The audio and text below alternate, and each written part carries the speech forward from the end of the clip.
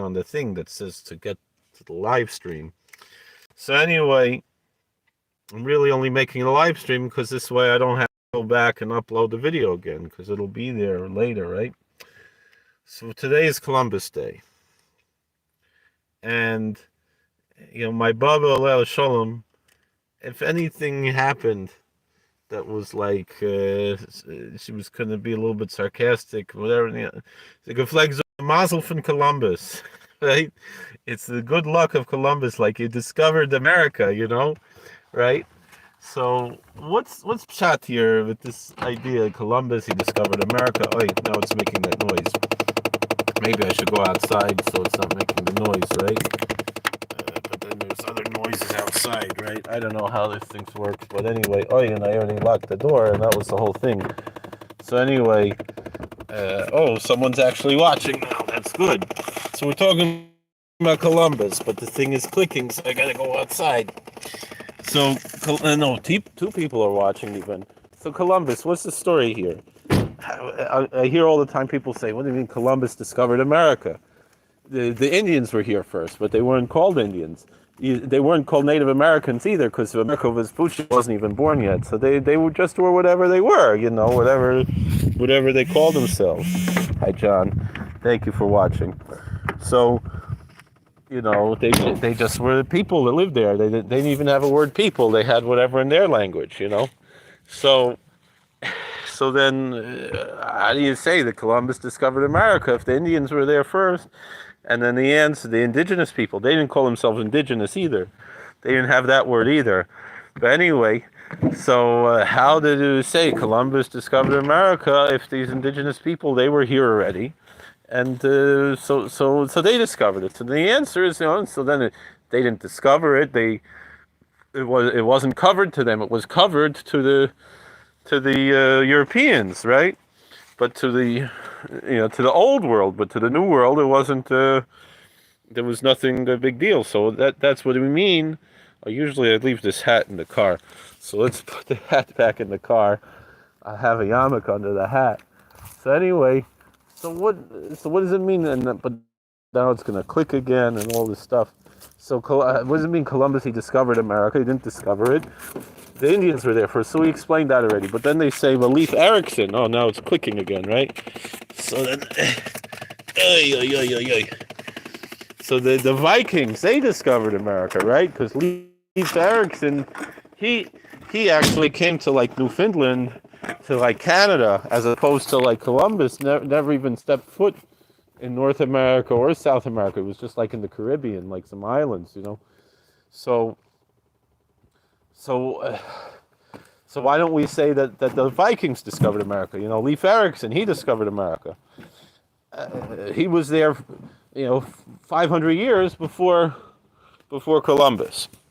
So the answer is like this, and this is very important to know. This is social studies, but it even has a religious aspect to it as Jews. And for Christians also, in a certain extent, or anybody who values the freedoms that we have here in the United States, certainly. But that should be the obvious part of it. Meaning, this is what we're celebrating. Why do we celebrate Columbus Day? All these people are like, oh, Columbus, he raped and pillaged and this and that, and he brought disease and all these horrible things. And that wasn't his intention. And the truth was that you had one of the islands, there were cannibals, and he helped the more peaceful tribes fight the cannibals. People don't know that, but that's part of the story. Anyway, the real story we have here, and a lot of people also don't know, like he helped. There were a lot of Jews who were escaping because of the expulsion, because Ferdinand and Isabella, they were really bad people. They expelled the Jews and the Muslims and everyone from Spain. So there were a lot of Jewish people on the ship. Some people say Columbus himself might have been a Jew. Obviously, him and his family converted to Christianity. But in any event, of the freedom that we had, almost 300 years later, 280 years later, when we had the United States, that's the major thing that we're celebrating. That this is the seminal event that led to it, meaning that the settlement of that took place after Columbus, meaning Leif Erikson, he didn't go and let everybody know what he found because he didn't think it was that important or whatever it was. But there's something even bigger. So that's what we're really celebrating. That's why it's an American holiday, that we have Columbus Day, because we celebrate that we have this country, and this was a seminal event that led to eventually getting this country where everybody has freedom, and including the indigenous peoples. Meaning a lot of people, meaning I remember I work in the prison and we have Native American spirituality. One of the religious communities we have, there's a Native American spirituality. And so the Indian chief who comes once a week, and he's there today, or he was there today. I didn't go into work today, but he recognizes, and his community, they recognize that they're thankful to the new ways that came to America. They're happy that they're living in this time in history and not living 700 years ago. As much as they revere the things that they came from, they also appreciate the new things that we have in this world that they probably would not have developed if there was not this, what we call, and this is the crux of what we're talking about, the Colombian Exchange. And this is really, as much as we appreciate, for us, America, but that we appreciate about America is really about 1776. It's really about and really even more to a certain extent about 1781, the Constitution, freedom of religion, all these things that we have in America. That's the major thing for us, that the whole world, and really the whole world benefits from that, from the ideology and so forth. But historically, from the idea of history and social studies and so forth, the Colombian Exchange, for better or for worse, was a major, major event in the world, the Colombian Exchange. Meaning, we have the fact that, and I'll talk about it even from a religious standpoint. Meaning, the Baal Shem Tov talked about tobacco. Tobacco is American word, really means the pipe and everything. It's very holy in their tradition to smoke tobacco. That's one of their great devotions. And tobacco became, whereas for the native indigenous people, it was a sacred herb, and for the Europeans, it became more of a commodity. It became a pastime. It became a commercial aspect.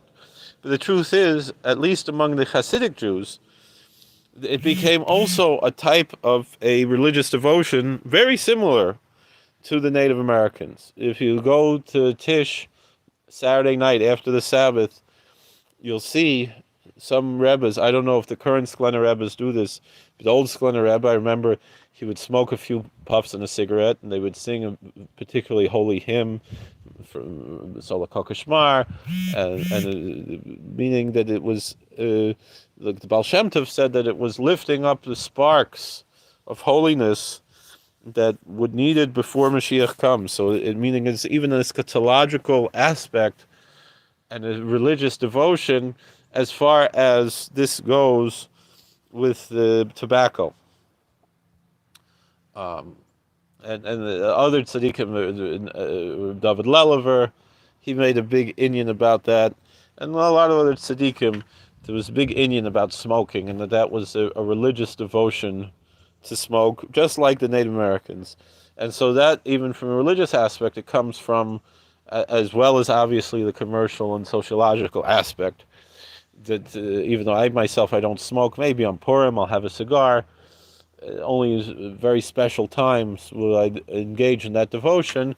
But if I would smoke a cigar on Purim, it's as a devotional act and not as an indulgence.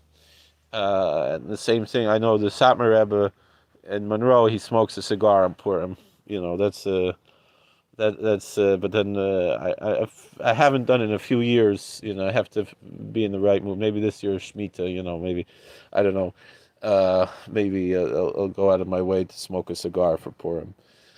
The other thing that was a major aspect, again, the Colombian Exchange, though obviously there was the exchange both ways. Horses came here to the New World, whereas according to the scientists, they evolved here, went over the Bering Strait, and evolved, and then they were domesticated in America, in the Old World, and then they were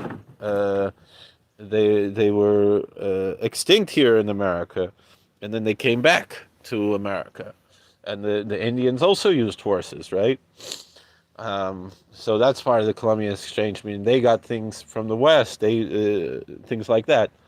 But then the other thing, another item, another commodity that came from the New World, or there were many that were brought to the Old World in the Colombian Exchange, would be the potato. The potato is a very major thing.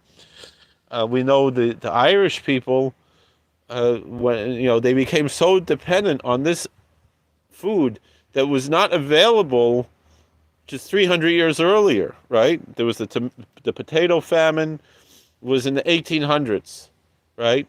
So 400 years after the Colombian Exchange started, the people in Ireland became so dependent on this food that came from America that when a blight, a certain fungus came that killed off the potato crops, it almost was genocidal to the Irish people, and so too in Russia and all throughout Eastern Europe. The potato was a major commodity, a major staple food item, and so too again, like we're talking about for the religious devotions.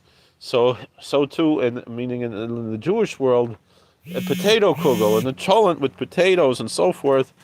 These became very traditional, even though the original kugels were made out of flour with the kishka and the lakshan kugels, but the potato kugel became a very major food item, and so too Pesach, people, they're not eating kidneys and not eating gebroks and everything they made out of potatoes, potato starch and so forth.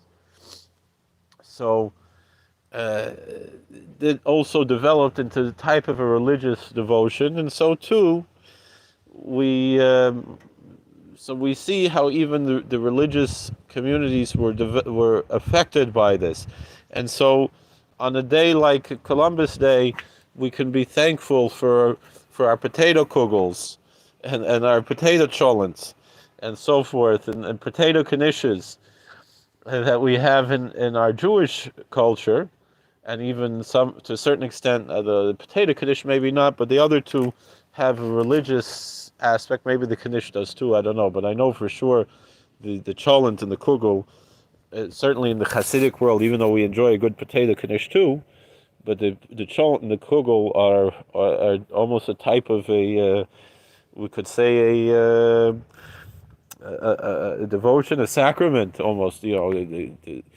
In the Hasidic world, and so, although a lot of the tzaddikim, they said that the potato kugel was not like really a real kugel because of this, but on Pesach you can't have lakshan, you see everything's potatoes, right?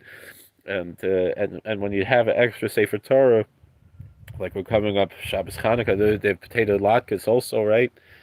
Although in Satmar and the Hungarians, they have just regular, they have cheese latkes or they have regular pancakes, not the potato. So what happened? Did we get cut off? We went off. We run. I don't know what's going on here. But anyway, that's the point I'm saying. This is what we celebrate in Columbus Day. Instead of always looking at the negative things, and again, that's another, this is a shtickle musser. The people that they want to just look at all of the negative aspects. We can't forget the negative parts, right? We can't forget the horrors that both the indigenous people and the new settlers suffered when they came to the New World. Disease, and there was wars. It wasn't really.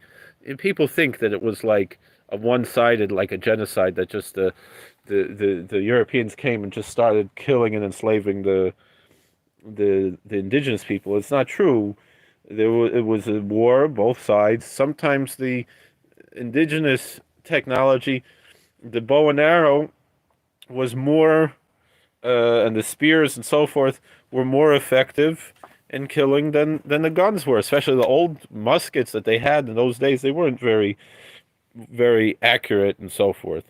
So it was an even battle, but it was wrong. It was sad, and certainly we have to mourn for this thing. But there were a lot of good people on both sides who wanted to make peace, who wanted to live in peace together, one another, and they were interested in meeting other cultures and learning from one another. But again, there was a lot of negative on both sides, and we remember the negative, we mourn the negative, we try to learn from the negative that we shouldn't repeat it. But to make the whole thing the way that the left wing people want to do, to just say that everything that is totally worthless and it's totally evil and it's so sad, and to turn Columbus into some kind of a villain, it's stupid and it's short-sighted. And also it's problematic in the sense of why are you such a negative person? Try to look, be honest about the positive and the negative. Don't do this splitting where, like, if something's, don't let the perfect be the enemy of the good, the way they say. Could look at the problems. We can recognize that, and we can mourn for that and learn from that, but celebrate the positive things. Even, like I said, the Indian chief, he said he's thankful for the new ways that were brought to this land by the Europeans. He's thankful, and so too. If you go to first of all, which ethnic group in America has the most people volunteering per capita to go into the military are the Native Americans. And they're very proud to be American soldiers for these United States of America. And you go to a powwow, and the first thing they do is that they give honor to the veterans. People don't know that. Meaning that they are very pro-military, they're very proud to serve this country, under this Constitution. And they're not looking, all the people who are so offended by using the names Indians for sports teams and things, most of the Native American, it's usually the white people who are offended by that. The most of the Native American people, they're not offended by that. Like what's the guy, Dennis Prager? He said if a college would have a sports team and there would be like the Proud Jews or the Fighting Jews or this or that or the Mighty Jews, or he wouldn't be offended by that. He'd be honored by that. So the same thing. Most of the Native American people, they're not offended by these things, and they're not against this country, and they're not all the things that the left want to use them for. As much as they are upset about other things, they want to protect their holy places. They get very upset when people disrespect their holy places and their culture and things. But naming a sports team, that's something that people root for and people love. For them, that's not offensive. And so too, to honor a day like this in a tempered way, in a balanced way, not to go to any one extreme or the other, but to recognize the positive, which is overwhelmingly more than the negative, and to mourn the negative, which was horrible and horrific, but most of it was accidental. The vast majority of the terrors and the horrors of the Colombian Exchange were not in the intentional enslaving, which is horrible and should have never been done, and not the wars, which were on both sides, but most of it, 90%, if not more, of the damage was things that people didn't know about because they didn't know the science that well. It was the diseases. That's really the big thing. But nonetheless, this is these things like the potato kugel and the tobacco, and of course, and things like this, and are significant examples of thousands and thousands of different things that the world changed from. And that is what, when I, to go back to what I began with, this question of who discovered America, and the Leif Erikson, he was here 500 years before Columbus. Why isn't he given the credit? And the answer is because you did not have the Colombian Exchange when Leif Erikson was here in the year 1000 in the Common Era. It was in 1492. That's when everything changed. That's when the whole world was transformed by this Colombian Exchange, by bringing the different species of plants and animals from one end of the world to other that did not have contact on a large scale. There small scale, yes. There were people from Pacific who came, but they were not. And so the same question again. People say, well, there were people from Japan, and they brought things over. There were people even from the ancient Egyptians. It seemed that they had certain things that came from America. And how did they share these things and so forth? And the answer is all of those things were on a small scale. The world at large did not know on either side, meaning the native people did not know on a large scale of the old world people. The new world people didn't know the old world people. The old world people didn't know the new world people. But once there was this exchange, that's when everything changed. And that is why this is significant, whether or not you want to celebrate necessarily. And the celebration, again, might be more for Americans, the seminal aspect that went toward this country. And that's why FDR made a national holiday and so forth, in addition to just making national holidays to help the economy and so forth. But that was a big reason why FDR was making all these national holidays with the Congress and so forth. But the aspect of the total change to society on a massive and epic scale, to the point where, like I said, where people in Ireland and in Eastern Europe were dependent on the potato. That's what I'm talking about. That is what is the significance of Columbus Day, and it's worthwhile to talk about and be aware of, and certainly to have some religious aspect of that as well, to recognize God's providence in all of this that led to, again, the founding of the country and so forth, that we celebrate on July 4th and so forth, and the pilgrims and Thanksgiving and all these things that are significant in the mythos of this country. This is the significance of Columbus is a significance that did not affect the world the way that Leif Erikson or the ancient Egyptians or the Japanese or any of these other ancient peoples having some knowledge or connection to the New World.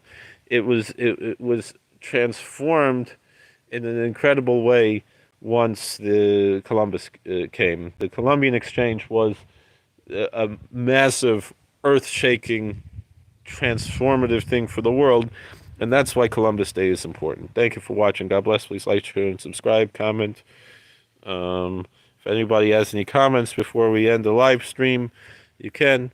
But thank you for watching. Other than that, I think we're gonna close this up, right? I'll give it another like 10 seconds before we close the live stream, and then we'll talk to you later. Looks like nobody's on here anyway. All right, thank you for watching. God bless. Please like, share, subscribe, comment. We'll see you later.